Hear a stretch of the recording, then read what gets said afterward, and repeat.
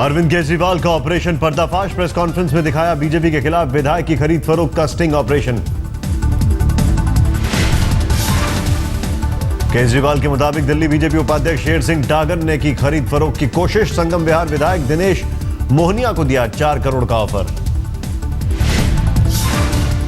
केजरीवाल ने कहा बीजेपी के खिलाफ जाएंगे सुप्रीम कोर्ट। स्टिंग ऑपरेशन की फुटेज सुप्रीम कोर्ट में करेंगे पेश। कल सुप्रीम कोर्ट की अगली हेयरिंग है। पिछली हेयरिंग के बाद से भारतीय जनता पार्टी ने आम आदमी पार्टी के विधायकों को तोड़ने की कोशिश और तेज कर दी है। डागर से बीजेपी ने झाड़ा पल्ला। कारण बताओ नोटिस भेजने की तैयारी। पहले थी डागर के साथ प्रेस कॉन्फ्रेंस की मंशा, बाद में इरादा बदला। पार्टी जब स्पष्टीकरण का मतलब शब्द अपने आप में क्लियर है। When I'm asking clarification means स्पष्टीकरण का मतलब है कि he has to tell me क्या है उसमें और क्या नहीं और क्या हुआ। घटना की जानकारी लेना तो हमारी रिस्पॉन्सिबिलिटी है।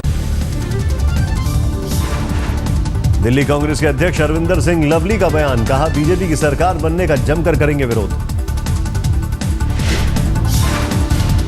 कांग्रेस भारतीय जनता पार्टी का पुरजोर विरोध करेगी।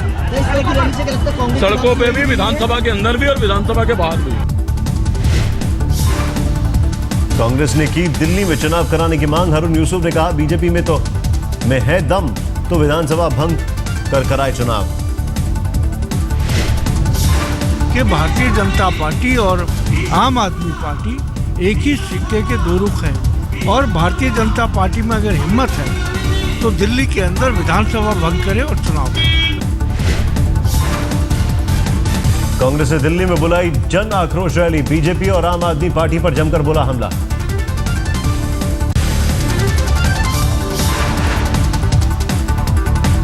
शेर सिंह डागर ने दी सफाई। कहा आपके विधायक दिनेश मोहनिया को नहीं दिया पैसे का ऑफर। शेर सिंह ने कहा दिनेश खुद ही मिलने आए थे उनसे, शिष्टाचार वश मिला। ऐसा कुछ भी नहीं है।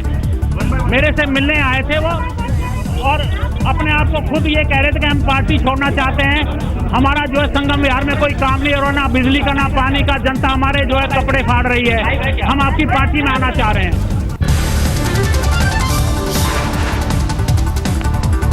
जम्मू कश्मीर में बाढ़ से फिलहाल राहत नहीं। बाढ़ में 200 से ज्यादा लोगों के मारे जाने की खबर। श्रीनगर में तबाही का मंजर। घर में पानी, छत पर फंसे हैं लोग। मौसम विभाग ने जारी की चेतावनी। जम्मू कश्मीर में भारी बारिश का अनुमान। जम्मू कश्मीर में बाढ़ प्रभावित इलाकों में राहत और बचाव कार्य जारी। एनडीआरएफ की 5 टीमें मौके के लिए रवाना। हालात पर निगरानी के लिए केंद्रीय गृह मंत्रालय ने बनाई एक टीम। संयुक्त सचिव की देखरेख में होगा कामकाज। टीम को श्रीनगर में कैंप करने के लिए कहा गया। श्रीनगर, जम्मू और दिल्ली में लोगों की मदद के लिए कंट्रोल रूम भी बने।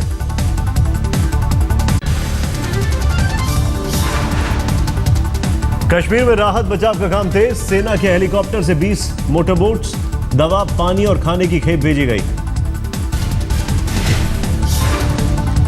श्रीनगर के आसपास के इलाके अब भी पानी में डूबे। वहां फंसे लोगों को निकालने के लिए भेजी गई ये बोट्स। जम्मू से ही MI-17 हेलीकॉप्टर से सीमावर्ती इलाके पुंछ और राजौरी के लिए भेजे गए कंबल और टेंट। जम्मू से रामसू तक हाईवे की मरम्मत पूरी, लेकिन रामसू के आगे 2 किलोमीटर सड़क बाढ़ में बही। सड़क बनाने में कम से कम लगेंगे 5 दिन। उधमपुर के पंचारी इलाके में लैंडस्लाइड से कई मकान दबे। 30 लोगों के मरने की खबर। अभी तक 7 शव निकाले गए। फिर शुरू हुई माता वैष्णो देवी की यात्रा। पुराने रास्ते से ही भक्त जा सकते हैं दरबार। नया रास्ता फिलहाल रखा गया बंद। नए रास्ते पर पड़े हैं पत्थर। बीच बीच में पहाड़ों से भी गिर रहे हैं पत्थर। सुरक्षा के मद्देनजर यात्रियों के लिए बंद किया गया है नया रास्ता। पहले कटरा से जाना होगा अर्धकुमारी, उसके बाद सांची छत से भैरव मंदिर की ओर जाना होगा। फिर भैरव मंदिर से वैष्णो देवी मंदिर के लिए पैदल करनी होगी यात्रा। भारी बारिश के चलते पिछले 4 दिनों से वैष्णो देवी की यात्रा थी बंद, जिसकी वजह से देश के कोने कोने से दर्शन के लिए पहुंचने वाले भक्त थे खासे परेशान। जम्मू डिवीजन में सभी सरकारी और गैर सरकारी स्कूल 16 सितंबर तक बंद रहेंगे, राज्य सरकार ने दिया आदेश।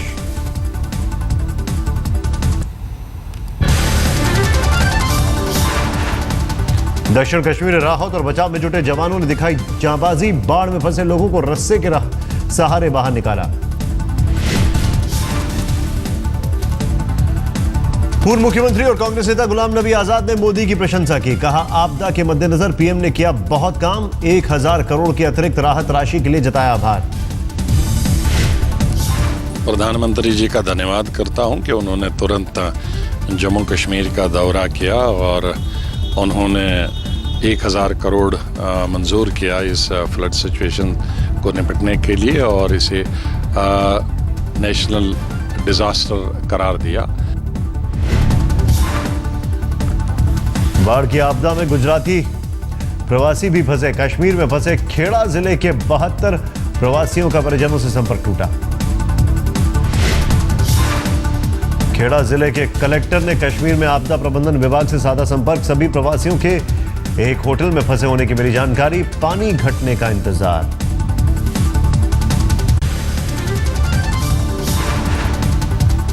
झेलम में आए उफान से श्रीनगर शहर में घुसा पानी, कई जगहों पर लोगों के फंसे होने की खबर।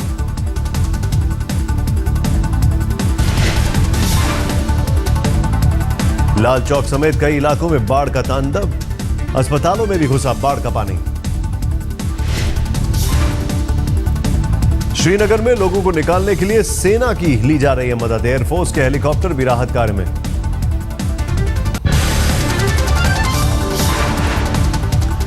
जम्मू के राजौरी में लहरों में फंसे 2 लोगों की बची जान, सेना ने दोनों को सुरक्षित निकाला। मनोवर नदी में आए उफान के बाद तेज लहरों में फंसे थे दोनों, कड़ी मशक्कत के बाद सेना ने बचाई जान। जम्मू श्रीनगर नेशनल हाईवे पर भी कई जगहों पर भरा पानी, रास्ते में फंसी गाड़ियों को निकालने के लिए जेसीबी मशीनों की ली जा रही है मदद। बाढ़ के कारण चकादा बाग से पुंछ तक चलने वाली बस सेवा बाधित, भारी बारिश की संभावना को देखते हुए रोकी गई यात्रा। बाढ़ के कारण कई जगहों पर सड़क को भारी नुकसान, बाढ़ में कई जगह टूटी सड़कें।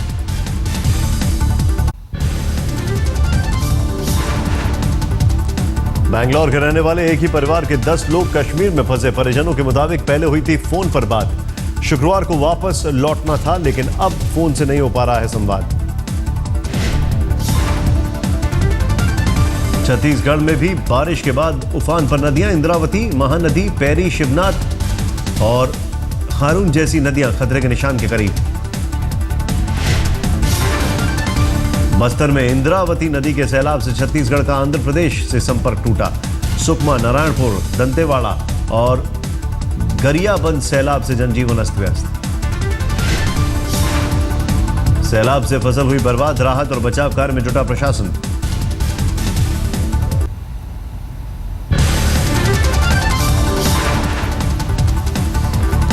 हिमाचल में भी टूटा कुदरत का कहर, तूफान से बर्बाद हुई सेब की खेती। 72 घंटे से भी ज्यादा वक्त तेज हवा के साथ हुई बारिश, करीब 150 करोड़ के सेब का हुआ नुकसान। शिमला में 5 रुपए किलो भी नहीं बिक पा रहा है बढ़िया सेब, किसान बेहाल। तूफान से हजारों पेड़ जमीन से उखड़े, ननखड़ी इलाके में हुई जबरदस्त बर्बादी, पीड़ितों ने कहा 50 सालों में नहीं देखा तूफान का ऐसा मंजर। तूफान आने की वजह से लोगों की जो सेबों की बम्पर क्रॉप की पैदावार थी वो लगभग सारी का सारी झड़कर नीचे आई और तथा लोगों को 100 करोड़ के लगभग नुकसान हुआ।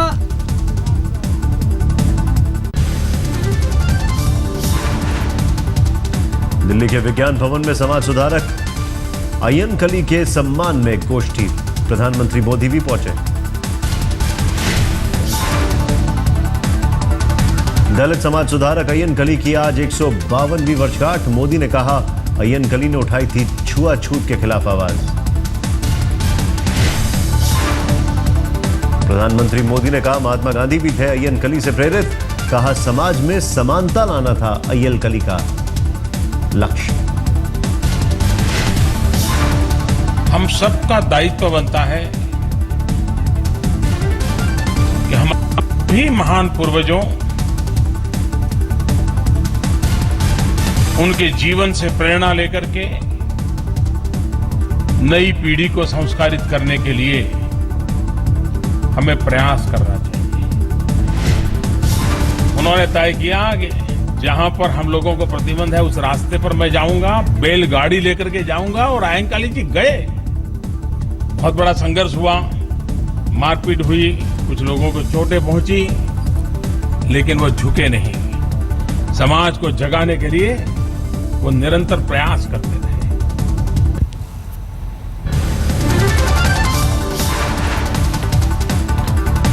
रिलायंस के दादरी पावर प्रोजेक्ट पर सुप्रीम कोर्ट ने आज सुनवाई के बाद फैसला सुरक्षित रख लिया है। 2500 एकड़ जमीन के अधिग्रहण के खिलाफ उठा था सवाल। इलाहाबाद हाईकोर्ट ने एक याचिका के बाद इमरजेंसी क्लॉज के जरिए जमीन अधिग्रहण के कदम को अवैध करार दिया था। 22 अगस्त को रिलायंस ने सुप्रीम कोर्ट में जताई थी पावर प्लांट नहीं लगाने की इच्छा। हासिल की गई जमीन को राज्य सरकार को सरेंडर करने की कही थी बात। 40 कोयला खदानों पर प्रतिबंध न लगाने की मांग करते हुए केंद्र सरकार ने सुप्रीम कोर्ट को दिया हलफनामा। सुनवाई के एक दिन पहले की फरियाद। केंद्र सरकार ने बिजली परियोजनाओं में कोयले की कमी का दिया हवाला। कहा आवंटन अवैध पाए जाने पर रद्द करने के बजाय सुप्रीम कोर्ट करे जुर्माना तो होगा बेहतर।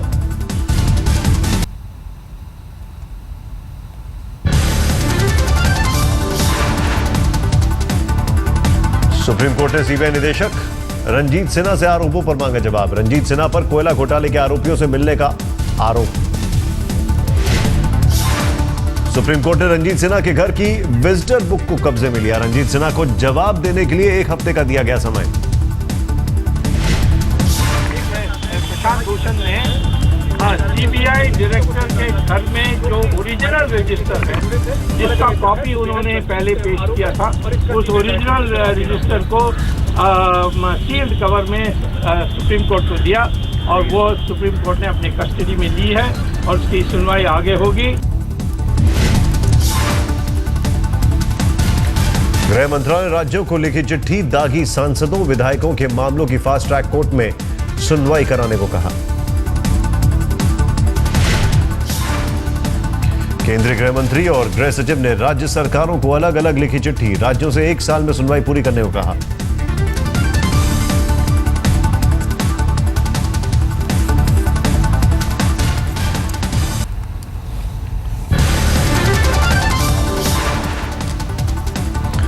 हैदराबाद में गणपति विसर्जन के दौरान बड़ा हादसा, बीच सड़क पलटा तेज रफ्तार ऑटो। ऑटो में सवार थी 12 सवारियां, 3 को लगी चोट। पुलिस वाले फौरन मदद के लिए पहुंचे। मुंबई में गणपति विसर्जन पर आतंकी खतरा, खुफिया एजेंसियों का मुंबई पुलिस को अलर्ट, आतंकी कर सकते हैं वारदात। मुंबई में गिरगांव चौपाटी, जुहू बीच समेत कई जगहों पर भारी सुरक्षा, करीब 47,000 पुलिस वालों की तैनाती। गणेश गली में भक्तों ने बप्पा को नम आंखों से दी विदाई। मुंबई के राजा की विदाई के मौके पर भक्तों ने लगाए नारे।